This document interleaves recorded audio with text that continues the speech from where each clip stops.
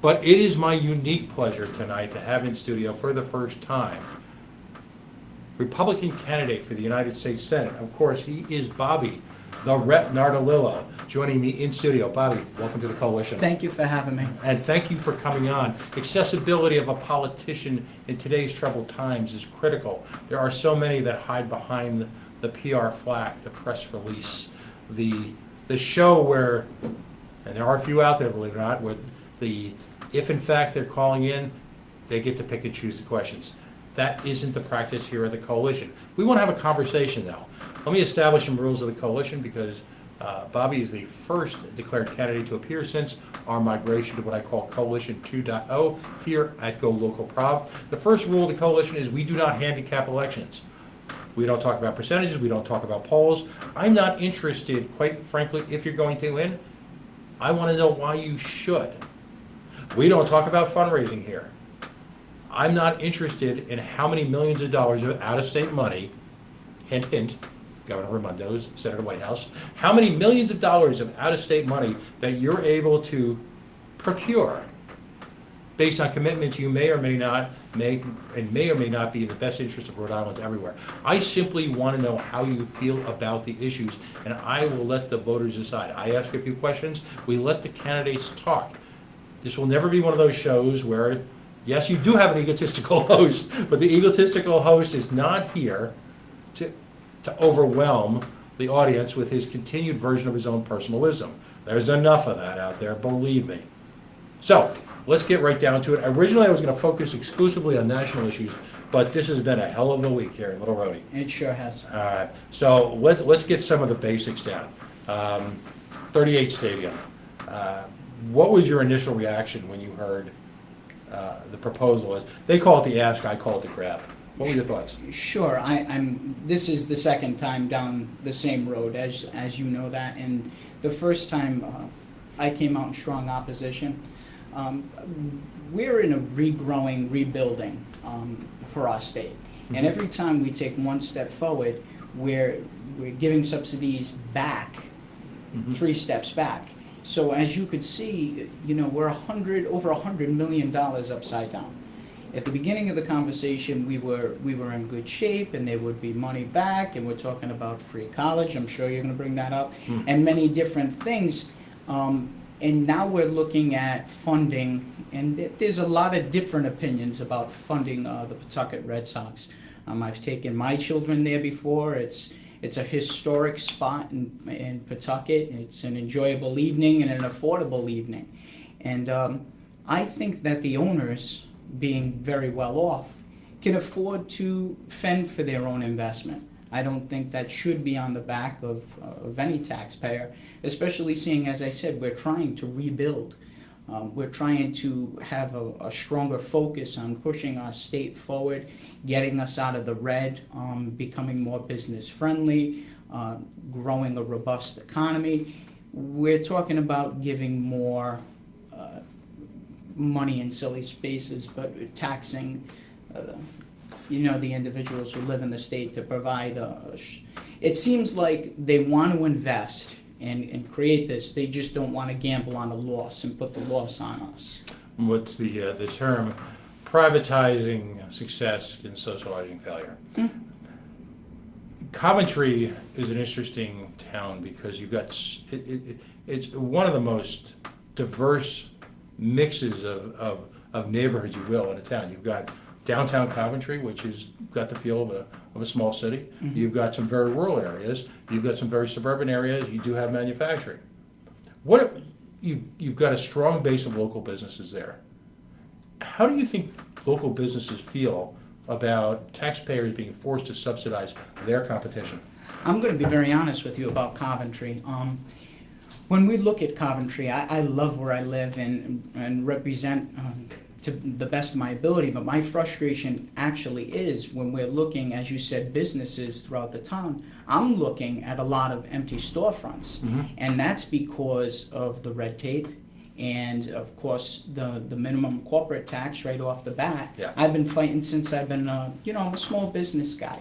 Right. And that's my philosophy, was to relieve some of the burdens for those dreamers, for those people who want a storefront like we see downtown and throughout the towns, to start up a business. We're seeing these donut shops go up like wildfire, and we're seeing all these unique things that someone has a dream, but right away the state is kneecapping them. Right away, there's taxation, there's already give us before you can create your dream. And I see that through my town. There's many storefronts that say vacancy, where I would prefer seeing grand opening. And that was the fight, and that's what I'm talking to you about, is that we need to love and respect what we have here. What we're doing is we're buying jobs from out of state, and then the ones that are businesses that are here are suffering. I mean, we need tax relief here. We do. We have to look at, we have a huge, fat budget. It's huge. And to go through it, I mean, just look at our commerce, what we pay for our commerce. They're not creating anything but aggravation to local businesses, because every time they go to do something, it's a press release for, as we discussed before, your dear friend Governor Raimondo, it's a press release to put her agenda of popularity forward. And these are not functional, successful things for Rhode Island, and it's frustrating. That is frustrating. So as you said, local businesses looking at this are very, very frustrated. We were met with the news from one media source today that we actually lost jobs this month. We lost a few hundred jobs. And this despite spending literally millions of dollars in corporate giveaways. Now, here's the not so subtle irony. You're a Republican, I'm a Libertarian. There are those that would picture you and I as being in love with the notion of giving money to companies. You know, that's one of the popular cliches that we both have to fight all the time. Yet, we're pointing out the injustice, the fundamental injustice between picking winners and losers based on personal connections and or the ability to spin a story into some sort of, I don't know, hyperventilated version of economic growth that seems to only exist in her mind. It's exhausting after a while. It is exhausting, but not to the point of Vistaprint. That's the most recent insult to businesses here, and more especially print work businesses. These print work businesses, let's say 50, 60 years in business, haven't received any relief at all throughout this whole process, and because they're highly competitive, as you know, they're working on a very, very small profit margin. And for Vistaprint to be recognized in the way, I'll use recognized, in a way that they were for 100 jobs, we're talking, and there's countless printers that I can think of, it's an insult to them.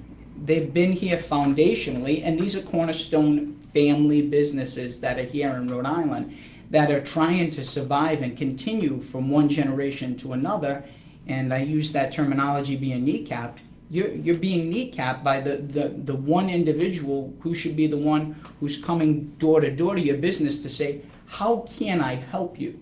Let me know how I and the state are able to acknowledge your business in a way of appreciation rather than insult.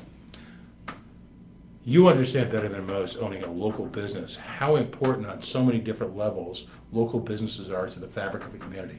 I'll use an example. A couple years ago, I was involved in a charity concert, and it was we were raising money for Habitat for Humanity. Now, again, Habitat for Humanity, if there isn't a feel-good story there, and it was fascinating to me in Cumberland because I went to a bunch of local businesses who gave money, offered to sell tickets on our behalf, put up posters, went to national businesses. They referred me to a PR person in a distant city who never returned a phone call. Local businesses like yours and in these print shops, they sponsor Little League teams.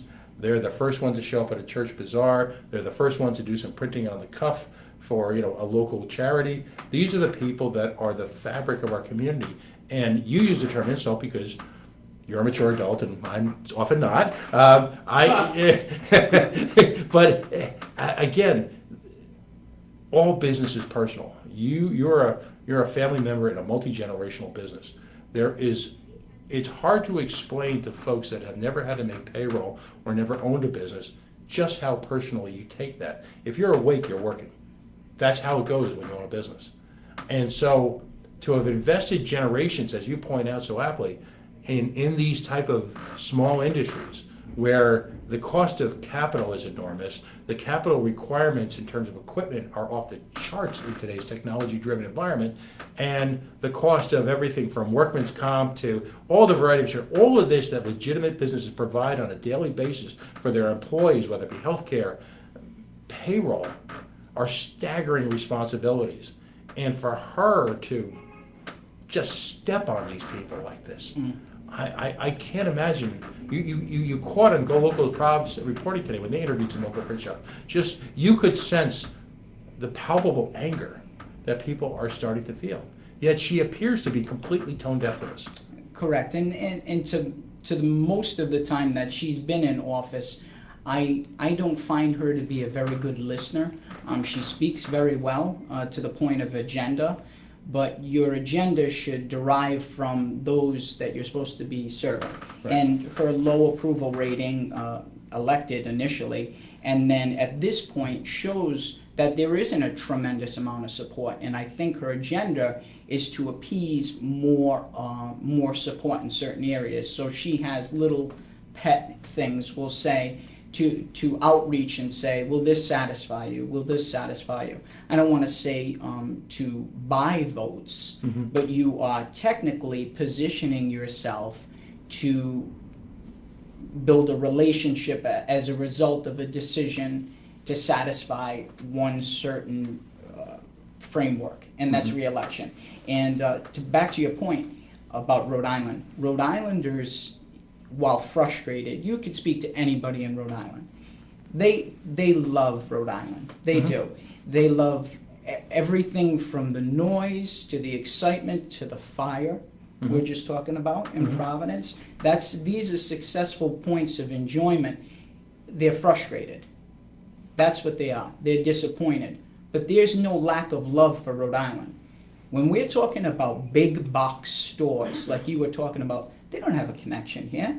They don't feel the heartbeat of Rhode Islanders. They come in, and what they do is they take over the small business community, the patchwork, by doing what they're doing. Now, you can't eliminate them. They exist, but what we have to do is we have to support our local small business community.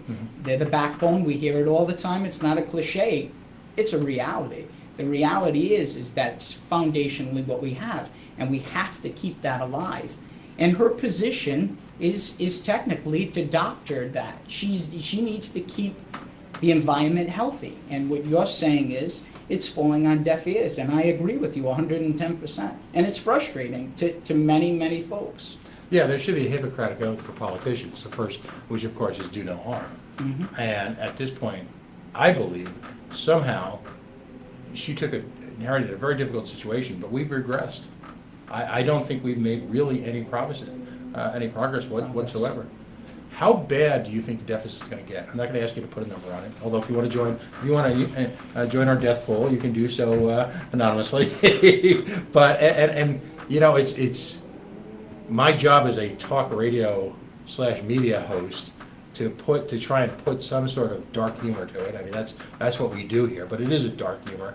You know, as of a week or so ago, it was, you know, the shock announcement that we were $99 million in the hole, despite it being postured to us aggressively that there was going to be a surplus to spend. Expectations, and this is my words, not yours, I'd love your reflection on it if you're willing to, but expectations were then dangled in front of select portions of her base, whether it be the college tuition or her attempt to one-up the speaker in the form of the highly regressive car tax. Those expectations were raised, then all of a sudden, as if there was a marionette player at work, we find out we're $99 million in debt. WPRI is reporting that deficit might actually be higher. How bad can this get? I'm an optimist, but I'm a realist too. I think the $100 million figure is probably very close to being accurate. I couldn't see it be lower than that. I don't sit on finance committee. respect tremendously the members that do. That budget comes in, they look at it, they review it, they revise it to the best of their ability. But I was always a big component and raised this way, that you don't spend money you don't have, and you don't borrow money that you can't pay back. And the continuation of, and we're a small state, for a budget this large to function, there needs to be a reality check. And that's why all of these successful thoughts, I think of it, because I'm sure we had this conversation about Mike Stenhouse. He came on, and we're under the same outlook of the sales tax, right, from 7%.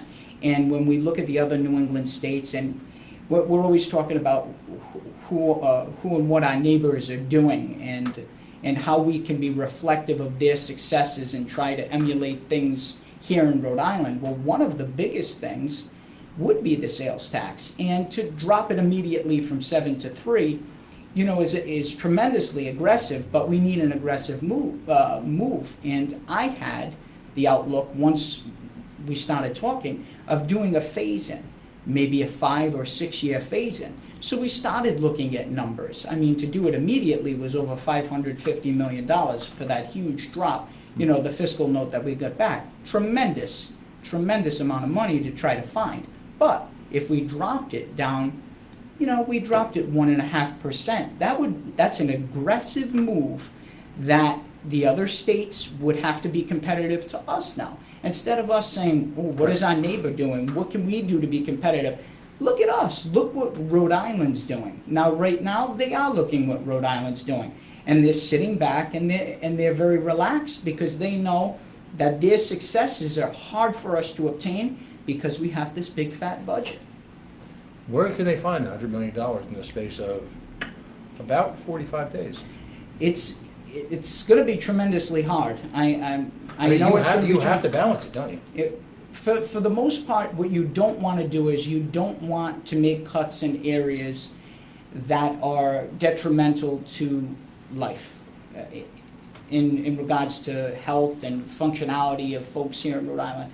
But there are fat areas that have been spent on over and over, and it carries over. And we have several members in our caucus that sit on finance that are looking at those things to be able to propose ideas, and not necessarily, amendments on the floor right away. We want to do this before it happens, and that's why it's nice to have a conversation with multiple individuals on finance, and the speaker does that, so that there is different ideas coming from a Republican and from a Democrat perspective on the budget. But we all live, that's our budget. So we all live from that in our districts and our individuals. So some districts require certain things where others don't. And because you have a wide spectrum of opinion, that's the understanding that the state must function, but not in a deficit. Right. And it's very frustrating when you're approaching the end of session and there's conversation that you're tremendously out of whack.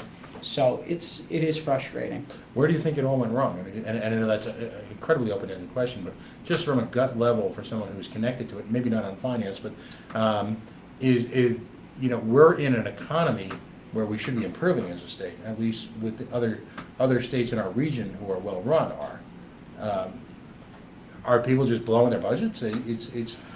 I would probably have to say that if I was sitting on finance, that you would look at departments, first of all, the ones that are highly funded, tremendously funded, and not functioning up to par.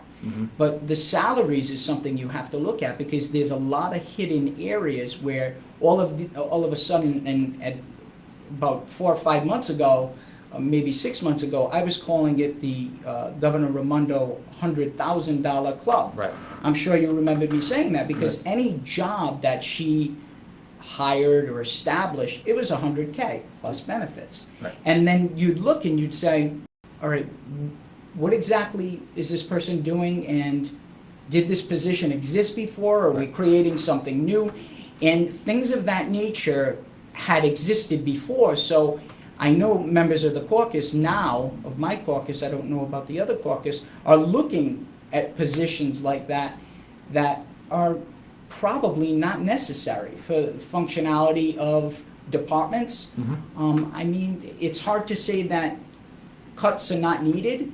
When you're $100 million out, you have to take a conservative perspective of spending. In order for you to get a healthy economy and state, you have to make tough decisions. And that's something else that I just don't see her doing, is she doesn't roll up her sleeves and she'll say she's rolling up her sleeves. Yeah. And if there's a camera there, she might roll up her sleeves. But the reality is that those folks that are suffering are not watching and seeing her words in action. We're just not seeing it, and we're seeing the results of that, as you said, down to the wire. I mean, being, heading towards June now, it's a scary thought that now you have to look for this money. Right. Well, and what's sad is it seems like so often the brunt of these cuts are the lower income wage earners. I mean, the people who are washing the dishes, the people who are driving the delivery truck, the people who are, it's at this point, I think what we have is a middle management problem. Carl Weinstein is one of my political heroes in the state, because Carl voted against 38 studios. We must never, ever forget that. Has always talked about lean manufacturing, and his willingness, literally as almost an evangelist for the process, seems to have routinely been dismissed out of hand by successive administrations for the last 7 or 8 years. There seems to be no attempt. Their notion of modernizing government is to bring people more on to study it, as opposed to finding people who are going to achieve it. And the number and the wide range of people who are in this six-figure club, as you so aptly put it, is astonishing. And these are people, quite frankly, based on, if you're me, and I wrote a piece in this about Go Local a few weeks ago, maybe a month or so. Again, this romantic notion that there is a compact between government where we pay taxes and expect a certain level of services back.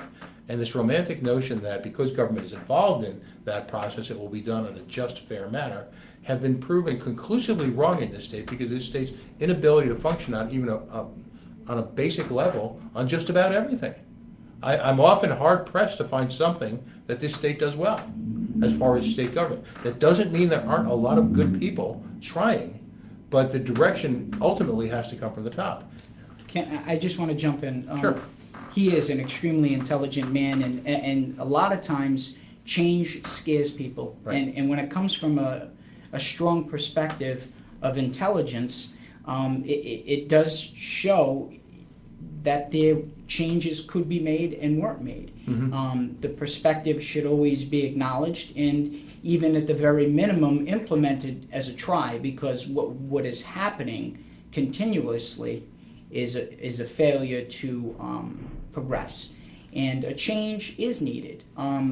What the change is, it's determined by how you implement certain perspectives, let's say.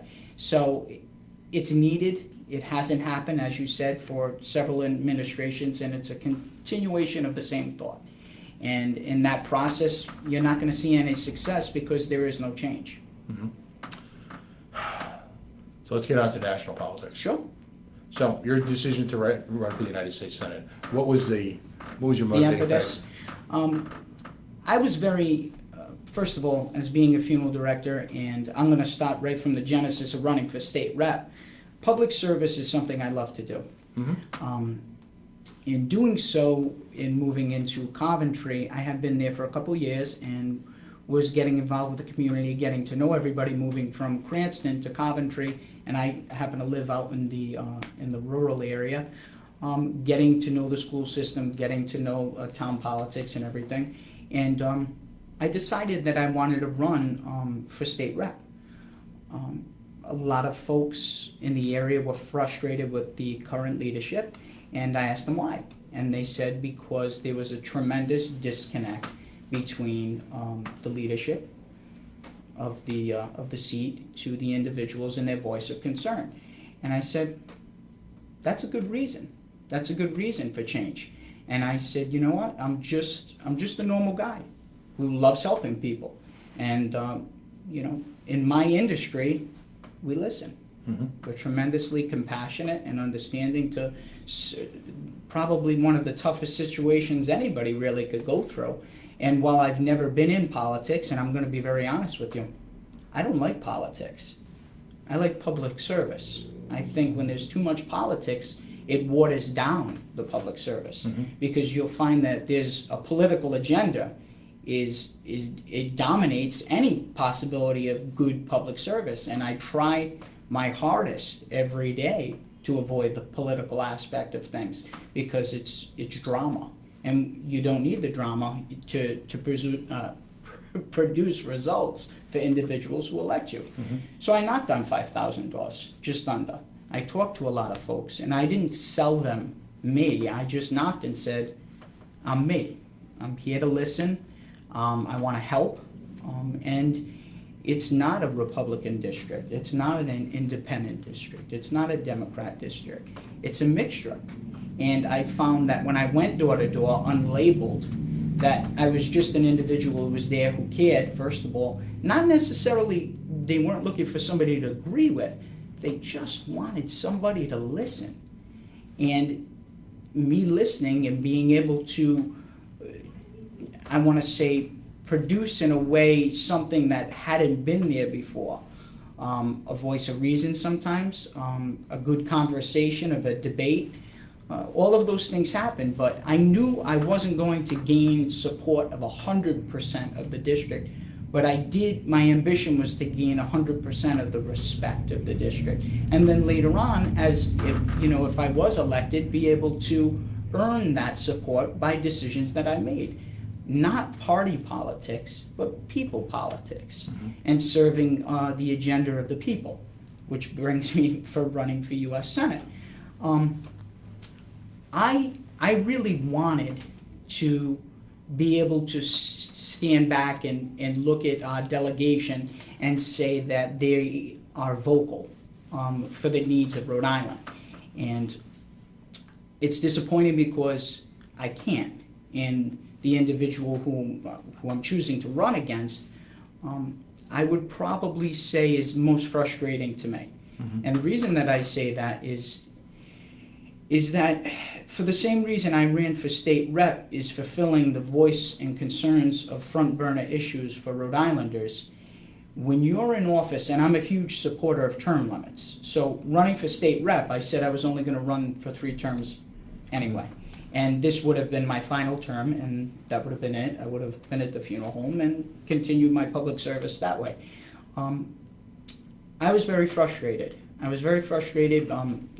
The junior senator does represent me, and I don't feel like that my voice is being heard. So I started talking to, it began with my community, and it extended out with social media as a huge outreach from Burrillville to Westerly. Many different frustrations, and I wanted to know if they felt the same way I did. What are your issues that you feel strongly about? I mean, are these the issues that are being fought for on the platform that this gentleman has been elected to do? Bobby, no.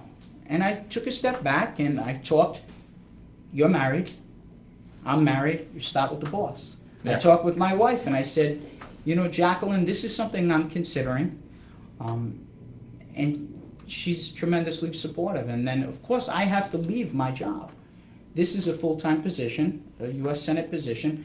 I had to speak to the firm, and I had to talk to the funeral home and say, my absence from, if elected, is that going to be feasible? Are we going to be able to function without me being present here? And there was a tremendous amount of discussion with that, because I'm the oldest of the 4th generation, but my father and his 2 brothers run the firm, and my brother and my cousins, we're functional pieces there. If I have to step away, and remember I said term limits, if I'm elected to the position, which would be a tremendous privilege to do that, I don't want to stay there until my hair is turned gray and all of this. Yeah. 2 terms as a U.S. Senator. If you're not able to show a positive impact in 12 years, conversation is mute.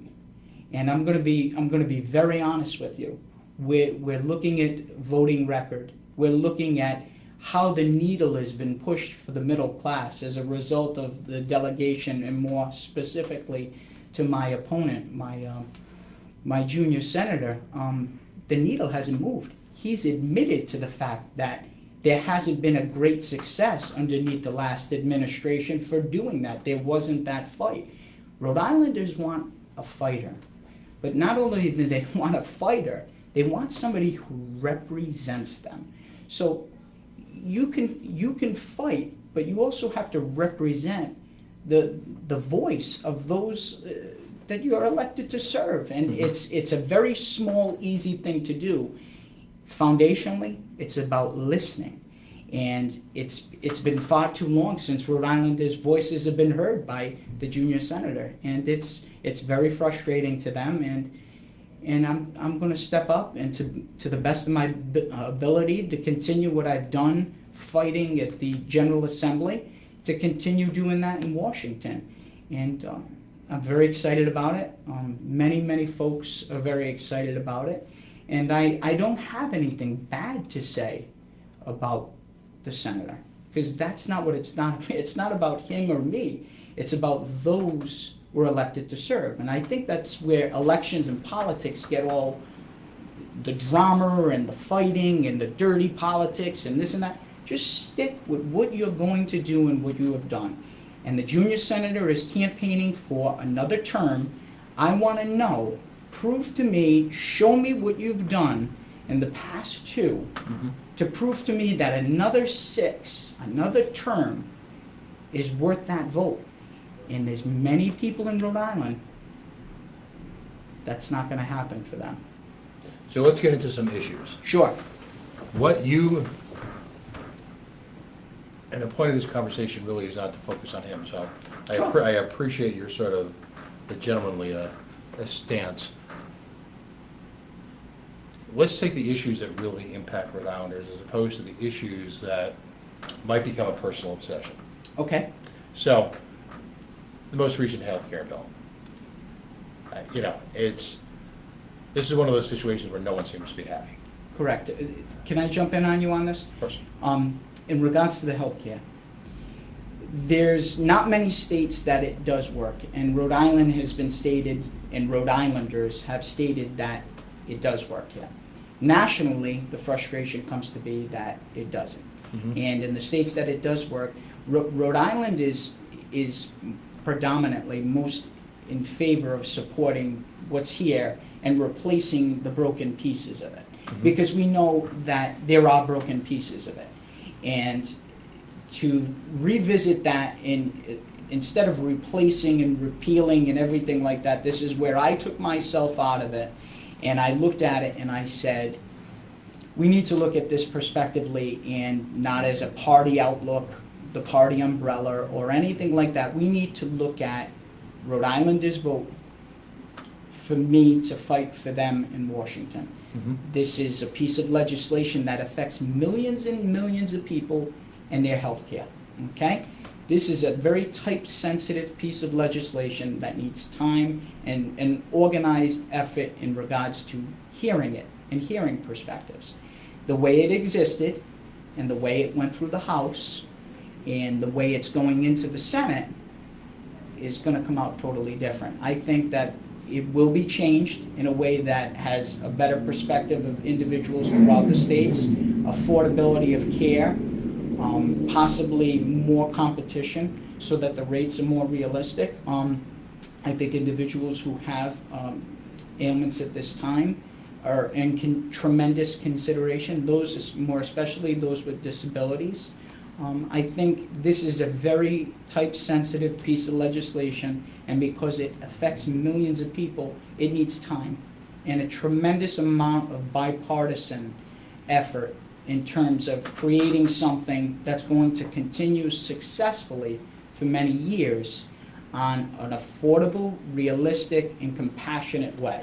And it's not going to be easy, but this is one of those things that needs time. And that's my feeling on the How should healthcare be delivered in this country? Right now, because of the predicted failures of Obamacare as it was constituted, and it was predicted prior to its initial passage, that single payer would be the end result of that. How do you believe healthcare should be delivered? Prospectively, I would probably say that one of the failures was because of the way healthcare was delivered at the time.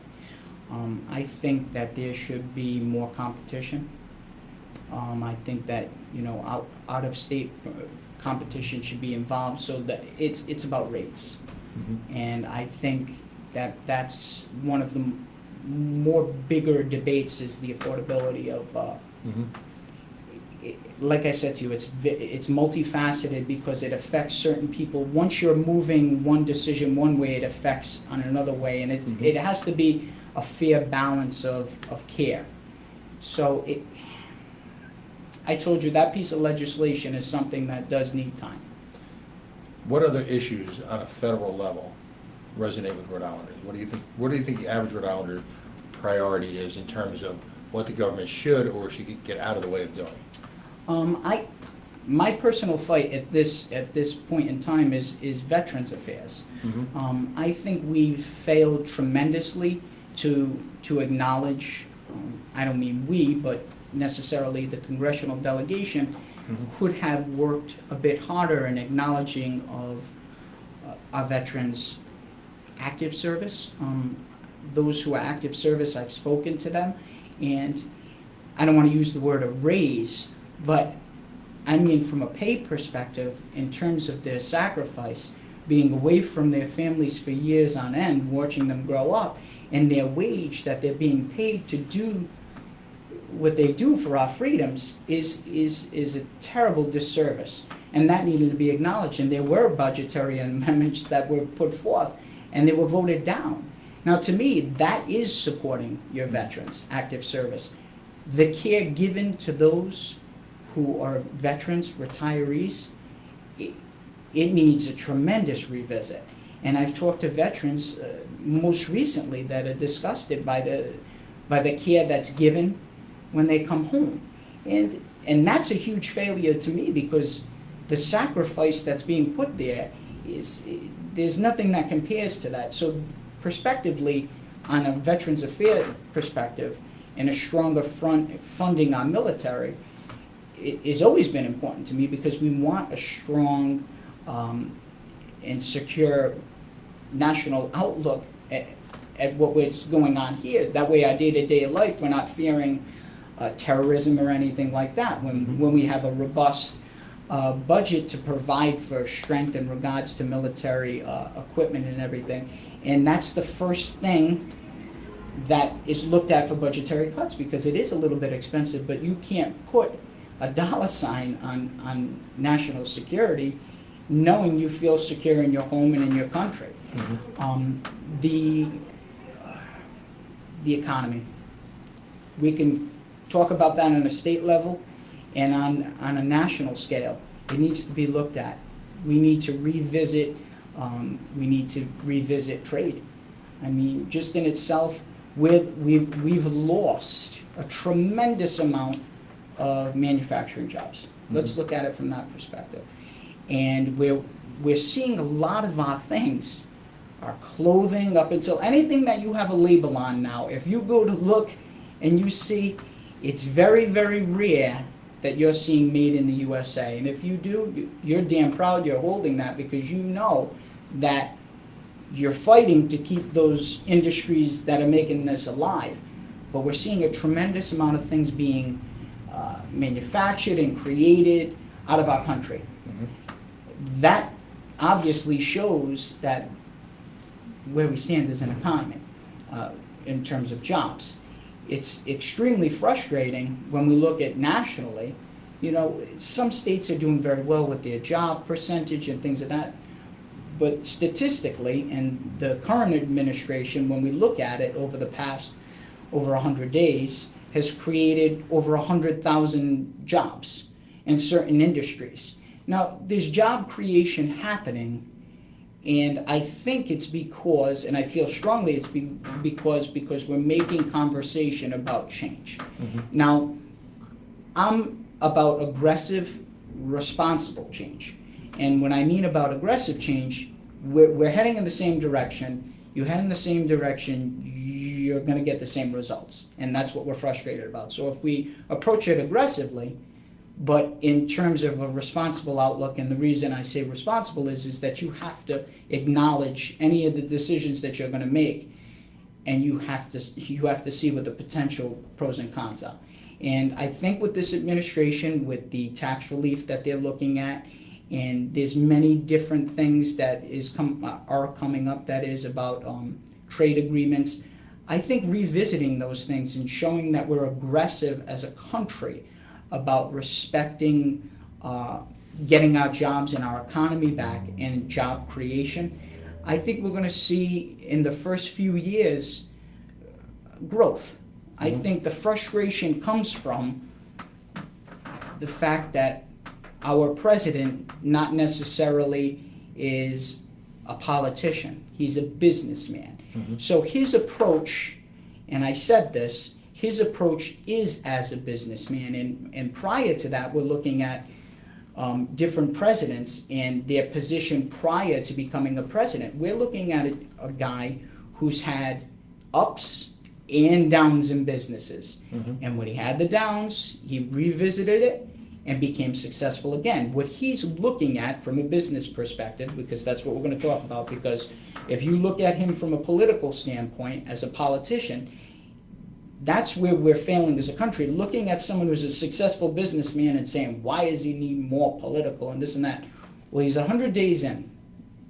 You have to give the guy a little bit of time to say, I understand business, but now I need to understand how to make successful business, jobs, creation, and also satisfy, I don't want to say a political persona, but an individual in a prestigious office that's respected on a high level of saying, I have to do my due diligence about understanding all the facets of that part.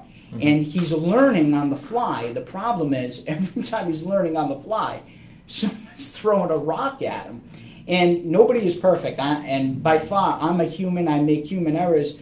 But I think time is going to be on his side in terms of you need to take the time to step away before a decision, then step back in. With business, we're seeing he's stepping right in. National security, when he did the acknowledgement to Syria and Afghanistan, there were many individuals who I talked to in the armed services that were proud.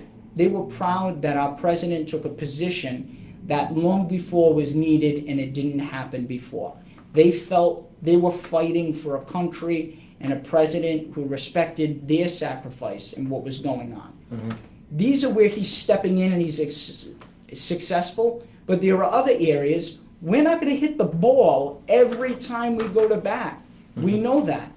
But if you take a step back, you acknowledge the decision. These are some of those other decisions that need a little bit more time. And maybe the time isn't given. I'm nowhere near that presidential platform of what that spectrum is. My spectrum is entirely smaller, where my decisions can be made a little bit differently. But I would say that you have to give a little bit of time to reflect before you implement. And well, let's look at some specific issues. He's talked openly about tariffs. Yes.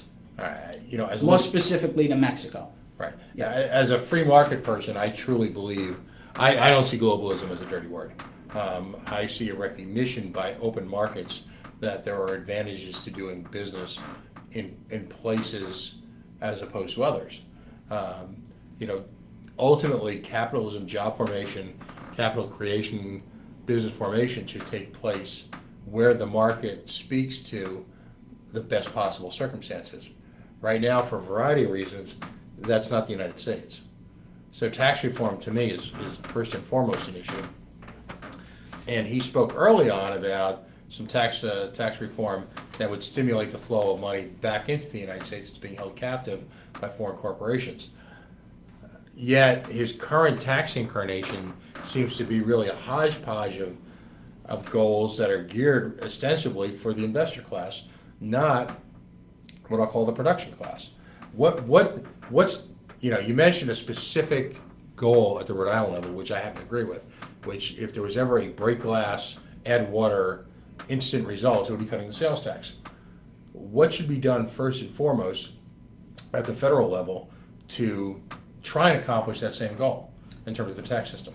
So I agree with you to a certain point about the free market aspect of it, but my thing is that when we're doing something like that, statistically it shows that we've lost over 500,000 manufacturing jobs and manufacturers of course, to go with that.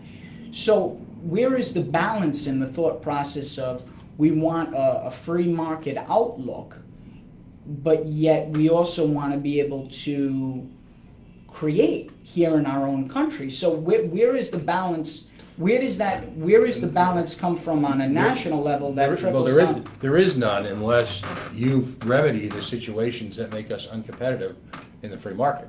I mean, ultimately, and we use the analogy with our last guest, that there was a lot of noise in Rhode Island because it's a local issue.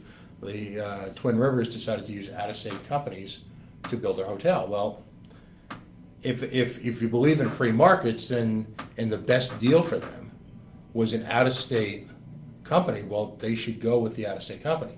Now that might not be particularly pleasant, the recognition that they didn't choose Rhode Island business, but if they chose Rhode Island businesses that were not competitive, they ultimately were doing a disservice to themselves as a business. So the question should be then, to take it one step further, what do we have to do on a national level to make this country more competitive? And one of them is finding ways to fix a broken immigration system and encourage H-1 visas and things like that, as opposed to discouraging them right now. And number two, creating a tax environment where entrepreneurs will want to build here, as opposed to starting using our innovative culture here in this country, and then the minute they go into the manufacturing mode, it simply makes no sense for them to build here.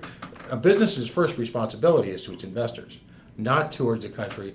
And this is where the progressives will hate me, but it isn't to the community, it isn't to the country, it isn't to anyone other than their owners. That's the first responsibility of a business, is to make the most money as possible and make the most competitive product and be number one on that stand, not because of artificial influences. So what do we do as a country to make us more competitive as a nation so that people will want to stay here and build here? You brought up and I just want to go back because as you keep going, I'm trying to remember your bullet points of what you're saying. You brought up immigration from a financial standpoint, right. The financial, the impact and association to the two, and the tremendous amount of money that's lost as a result of illegal immigration. That's the perspective I've taken right out of the gate, and actually past administrations, the Obama administration and also the Clinton administration, talked about E-Verify and creating a fair playing field for all businesses. That, I agree with you entirely, because we're looking at that more, especially here in Rhode Island, as the immigration standpoint, and E-Verify not being required for all businesses. It doesn't create the fair playing field, and the survival and profitability is put in jeopardy too, and there's businesses that are lost as a result of that. You see, as a government, I believe the government needs to, and this is where there's a huge difference, if you will, in the philosophy, say, the Republican Party and the Libertarian Party. I believe in free markets, completely free markets. I believe that business flows to that environment, that economy, that business, that industry, which is able to provide the best product at the best price. That's almost cliche, but it does make sense, though. It's not outlandish to say what you're saying. Right, but fundamentally, at the same time, I believe, and this is again where Libertarians and Republicans differ, I believe largely in open borders. Do I believe that a country has a right to make sure that people entering the country are safe, are not engaging in illegal activity? Absolutely. But one of the problems in this country is not, I believe, that the creation of a welfare state twists the argument about immigration. our prior guest talked eloquently about the fact that you need to eliminate as much as possible the public safety net, and in doing so, make society more competitive and more productive because of the enormous waste in government in providing that safety net. The percentage of money that actually gets to poor folks, whether they be here in Rhode Island with the UHIP fiasco or on a national level, is staggeringly low. There's an entire industry that exists that, there's a lot of people making a lot of good money off of poor people. So, but at the same time, open borders and open free trade and the absence of tariffs is ultimately what, after a period of adjustments, creates and rewards those who are the most competitive, the most innovative, the most efficient. And markets should be driving those efficiencies, not government interference in those markets or government interference in the workplace or government interference in day-to-day life. So it's a convoluted argument, but the country, we need to make ourselves more worthy of these jobs. We can't assume and I'm not projecting this onto you, that there's a sense of entitlement to these jobs because we've got disposable income here. The argument has always been, why don't people shop more locally? Well, a lot of people do now because they understand the value of it, but if you notice, they shop locally at companies that earn their value and earn their business. And the great thing about small business countries, there's a lot of people who have managed on a small business level, to generate products that are exactly. And a perfect example is Moo.com that we've all now found out about, and I'm asking every Rhode Islander who's business cards the next week or two to either continue to go to their local shop, but don't go to this Vistaprint joint. Go to Moo.com or find a local guy on Tioga Boulevard who's doing cards. But ultimately, if the local business card manufacturer, and I'm just using them as an example because I've worked with some printing outfits in the state that are wonderful, but if the local business card manufacturer can't produce a good enough product, they're not entitled to the business. So the key issue to me as a country is what do we do to reduce the barriers to success that our government enforces on us on a day-to-day basis. And a convoluted confiscatory tax system on a federal level is clearly one of them. My first job out of college was a tax accountant, believe it or not. And the amount of energy that's placed into tax preparation and tax planning in this country is insane because our tax policy has become effectively the largest part of our economic policy. We use tax incentives to manipulate markets. And that's counterproductive, and it's wrong, and it doesn't work.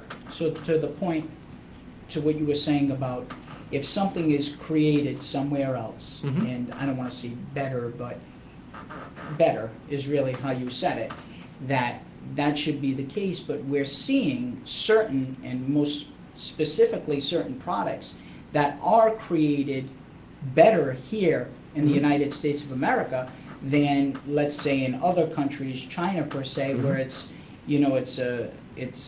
it breaks and you glue and tape it kind of thing. Mm-hmm. It's more expensive for it to be created here. That's what we have to look at. We're having a successful product that lasts for years and years on end, and the competitor is creating something somewhere else that I don't want to say is junk, but it isn't of the same quality, Mm-hmm. but it's a better price to be made there. That's what we have to look at. Why is it so expensive for us to create a quality product here in our country? Right. And to acknowledge and fix that. That way we're buying a quality product here, made by jobs here, manufacturers here. I mean, there are certain things that probably can't be made here. Well, exactly. But for a certain extent, we need to acknowledge what you just said. But I think that you're not totally blowing my mind by your free market approach, but the open borders aspect of it is where we don't Probably. necessarily agree. I think. Well, and by the way, I believe that any nation has a right to prevent, what did W used to call it, as I like to say, the evildoers. Nations have a right to their security, but we also prevent as a nation, because of our crazy immigration laws, a lot of really good people. And my problem with the Trump administration, and I'm not trying to project the Trump administration onto you, with the refugee ban, is that the analogy was constantly drawn to issues with Western European nations. We have a completely different system. Our refugee system here is probably the finest in the world. And we arbitrarily kept people out of this nation who are some of the most patriotic, liberty-craving individuals that we are. People who, you just instantly want to be part of the solution here. And also, a lot of the innovation that takes place in this country happens because a lot of folks, we are a mecca now.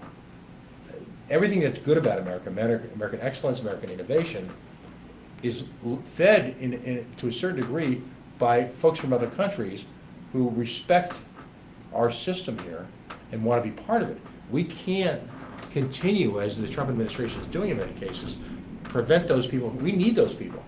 Because quite frankly, they're a lot more productive than some of the Americans are. Can I intervene just one Absolutely, second? of course. Just while it's fresh in my thought process, when you brought up the Trump ban, I was asked about that and what my feelings were, and I think and as you said, securing your country, your borders, and everything like that are very important, and we're both in agreement on that. I think every administration, when they begin out, should prospectively look at all of the situations that are before them, and national security is obviously something I feel very strongly about. I didn't look at it and didn't address it and didn't acknowledge it as a ban. I looked at it as a halt to perspective. And the way I looked at it was it wouldn't be a permanent thing. It would be something for the administration to look at and say, look, we're having national security issues more specifically and known in the fiancé visa in regards to the student visas. When they're put out there, the students are not followed after that. Scholastically, where does it go? We got a couple situations here we need to acknowledge. We're going to halt. We're not going to ban, we're going to halt. And this is where I told you where I differ a little bit, because I think when you're time, as I said, you need to step out and you need to prospectively look at how you roll out a decision on a huge scale like this. We probably agree most indefinitely that the rollout was done terribly. Yeah. And prospectively, the principle of the whole, what I was saying, looking at it from a respectable standpoint of national security, is saying, okay, we have situations here. We need to halt. We need to, table a lot of this and then put out our own administration. As our own administration, our new policy, how we feel that we can tighten up the holes that have been infiltrated, and then we'll go back to day one again. And then we were able to continue that. So when it came out, first of all, the word using ban, and second of all, there were folks up in the air, there were folks in airports, and all of this. I raised my hands and I said, this was done terribly and extremely insensitively done, and took very poor perspective of what was going on, or what potentially. See, the decision of halting, that is, of everything, for an outlook, new administrative outlook, could have been handled much better, and probably would have been received better, because there wasn't so many insensitive, uncompassionate ways of addressing certain situations. And we saw it. I mean, there were children separated from parents, and there were professors that were supposed to be here and everything, and that was what everybody focused on, not the fact that the new administration wanted to concentrate on national security. It's the fact that it was rolled out wrong.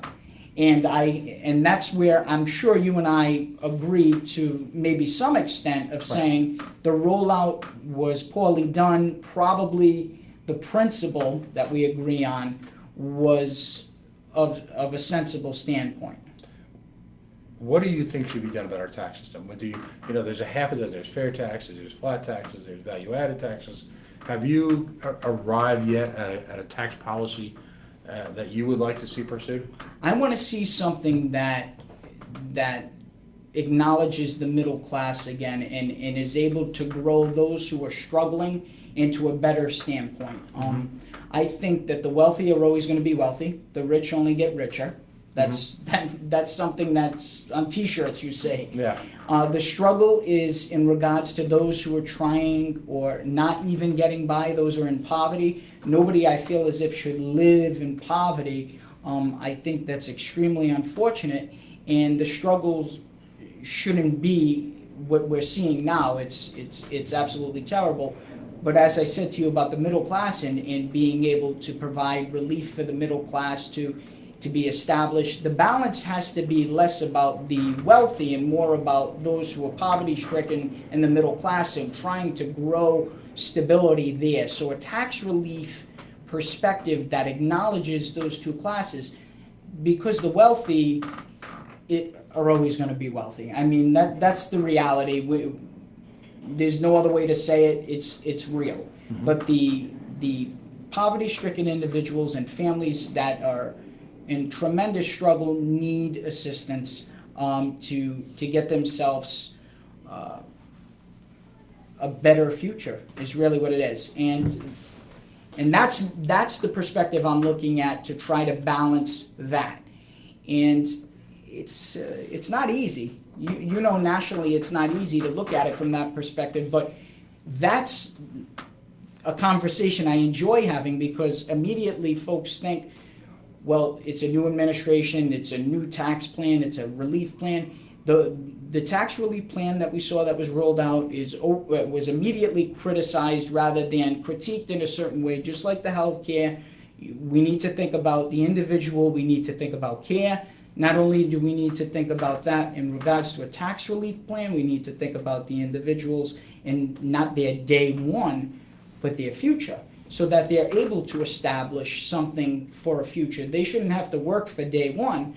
They should have to know that what they're working for is getting things done, paying their bills, and oh, by the way, they're able to put money away for a 401k or in a retirement. You know, you shouldn't wake up every morning thinking that the grind is just to get you by for the week. It should be you enjoy your job provides for you, you're able to provide for your family, and you need leadership that fights for that. And I was grown up to believe God gave you two hands. One is to provide for your family, the other is to provide for those in need. So you have to take the tax perspective, the healthcare perspective, and all perspectives that involve millions of individuals, and you need to evaluate what's best for their future, not day one, but their future. And it's foundationally, it's hard because there's a lot of politics involved. You know that. And let's look at a situation that transcends national and local levels. And of course, I'm talking about renewable energy, and of course then as a result I'm talking about Invenergy. Now, I know it's been publicized that you've met with the folks from Keep Rhode Island Beautiful. There is a palpable sense of frustration in the community because your opponent, while espousing clean energy goals and espousing, a concern for the community, has decidedly mixed reviews in terms of his support of Invenergy, in support, I should say, of the local community imposing Invenergy. What's your thought on the Invenergy issue? So and I made a promise to the group not to speak specifically to this because I didn't want it to turn into a politics thing, that he had a viewpoint and immediately I was going to take the opposition for support. Mm-hmm. You brought it up and I'm going to tell you exactly what I told them, is that I know how you feel about government and I feel that the government should be protecting you, not pressuring you. And this community is being pressured while they're fighting to keep something that they don't want out of their community, and they're fighting day in and day out. Their voices are not being heard. The frustration is going statewide. They're very upset, and they expected from a energy standpoint that someone who has been fighting for this on a national scale, it's in his wheelhouse, but not only is it in his wheelhouse, it's in his backyard. Mm-hmm. Just a voice of support to say, statewide, listen, this is wrong, even from a government, rather a big government pushing down on these individuals in that community. Come at it from a perspective that they know that you're there for them, even on the carcinogens, the environmental standpoint, any of those perspectives that you're fighting for, because he only fights for one issue. We see that. He is a one-issue individual. When that one issue is happening in your backyard and you turn around and you're interviewed and you turn around and say, I can't fight this fight one power plant at a time. My platform is on a national scale, and that's where I'll do it. My voice is loud and proud on that level. Not when the Rhode Islanders are expecting you to say, this is bad. This is putting up stuff in the air. I mean, I looked at pieces of information of acres and acres of land that's going to be torn down, everything from the soil to everything. And I just came at them with an answer initially, and I said, this is about your voice, your community, and the fact that you do not want this here. All of the environmental things set aside. I am not an environmental denier, climate change denier, any of these things. And I told you, when a label comes out like that, it does a disservice to the conversation and debate. I'm a realist. Mm-hmm. I want to look at things. I want to see things. I want to be educated by what are we talking about? Not denying it.